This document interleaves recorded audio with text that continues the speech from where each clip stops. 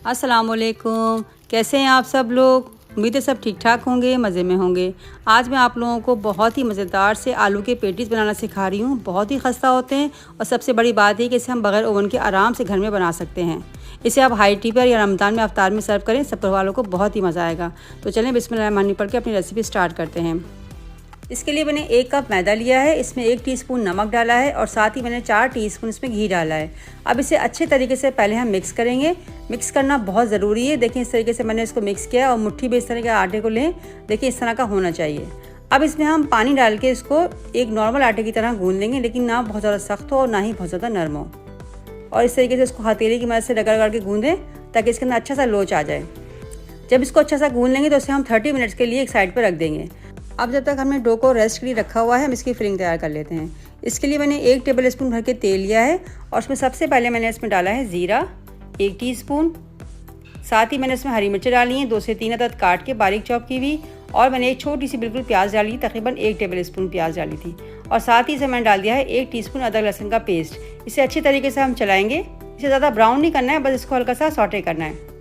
अब इसे मैंने हींग डाल दी थी 1/4 टीस्पून। अगर आपके पास हो तो आप डाल दें, इसका जायका बहुत ही अच्छा आता है। अब इसमें फ्रोज़न मटर डाल दें या उबले हुए मटर डाल दें, जैसे आपके पास अवेलेबल हो। साथ ही इसमें डाल देंगे 2 उबले हुए आलू जिनको मैंने मैश कर लिया था। अब इसमें हम थोड़े से मसाले डालेंगे। मसालों में हम डालेंगे कुटी हुई लाल मिर्च 1/2 टीस्पून, पिसी हुई लाल मिर्च 1/2 टीस्पून, हल्दी 1/4 टीस्पून, भुना हुआ कुटा हुआ ज़ीरा 1/2 टीस्पून, धनिया पाउडर 1/2 टीस्पून, गरम मसाला 1/2 टीस्पून, नमक डालेंगे हस्बे जायका, मैंने 1 टीस्पून लिया है, और खटाई पाउडर डालेंगे 1 टीस्पून भर के। अब इसे अच्छी तरीके से चलाएंगे ताकि सब कुछ अच्छी तरीके से मिक्स हो जाए। अच्छी तरह मिक्स करने के बाद इसे एक बार चख लें। इसका जायका अच्छा खट्टा स्पाइसी सा होना चाहिए, क्योंकि फिलिंग अगर मज़े की होगी तो आपके पेटीज़ भी मज़े के बनेंगे। तो ये देखिए ये तैयार हो गई है। इसे ठंडा कर लेंगे और ठंडा करने के बाद इसमें 2 टेबल स्पून हरा धनिया डाल देंगे। अब ये फिलिंग बिल्कुल रेडी है। अब हम पेटीज़ को खस्ता बनाने के लिए एक साँठ तैयार करेंगे। इसके लिए मैंने 4 टेबल स्पून मेल्टेड घी लिया था और इसमें मैंने 3 टेबल स्पून भर के कॉर्नफ्लोर डाला था। इससे अच्छे तरीके से हम मिक्स करेंगे और एक गाढ़ा गाढ़ा सा इसका पेस्ट बना लेंगे। इसके ज़रिए हम अपने पेटीज़ को बहुत ही खस्ता और अच्छी सी लेयर्स की लेयर बनाएंगे। ये लेयर बनाने में काम आता है। ये देखिए रेडी हो गई है। अब हम अपनी डो को देख लेते हैं। डो को हम एक बार और गूंदेंगे ताकि इसमें अच्छा सा लोच आ जाए और ये बिल्कुल स्मूथ सी हो जाए। फिर एक काउंटर पे इसे लंबा सा हम रोल करेंगे और छुरी की मदद से इसके 7 पेड़े हम काट लेंगे। पहले आप निशान लगा लें, फिर इसे कट कर लें, फिर आपको आसानी रहेगी। ये देखिए मैंने कट कर लिए हैं और सारे पेड़ों को मैं एक तरफ रख लूँगी।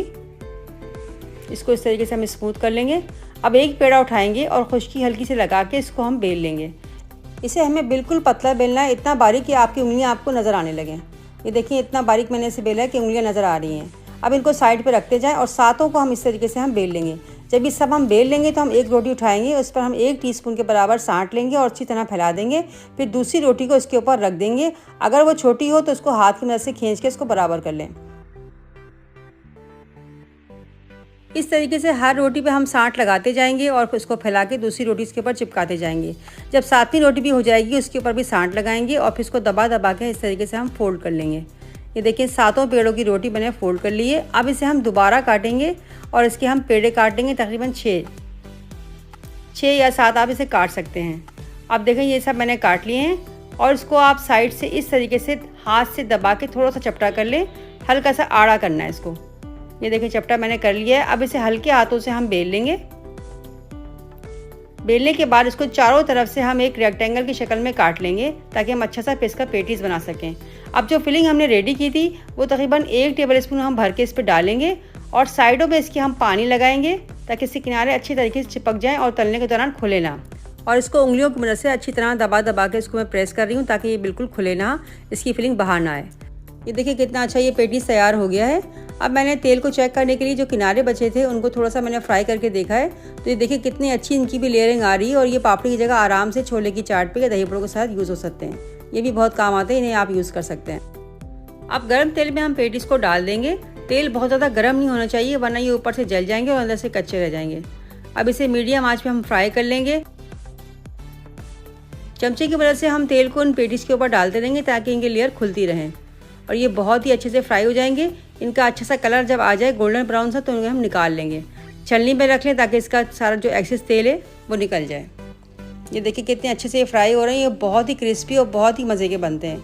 इसकी लेयर की वजह से बहुत ही मज़ेदार सा टेस्ट आता है।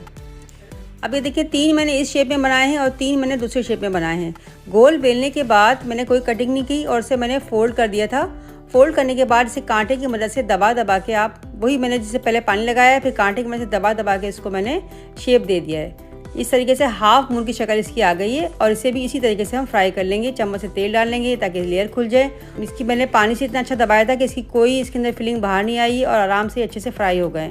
इसे आप ज़रूर ट्राई कीजिएगा, ये बहुत ज़्यादा मज़े के होते हैं और बहुत ही आसान रेसिपी है। ये पेटीज़ आपके मेहमानों को भी बहुत पसंद आएंगे। अगर आपको मेरी रेसिपी अच्छी लगी हो तो इसे लाइक और शेयर करें और मेरे चैनल को सब्सक्राइब करें और मुझे इंस्टा और फेसबुक पर भी फॉलो करें। जज़ाकल्लाह।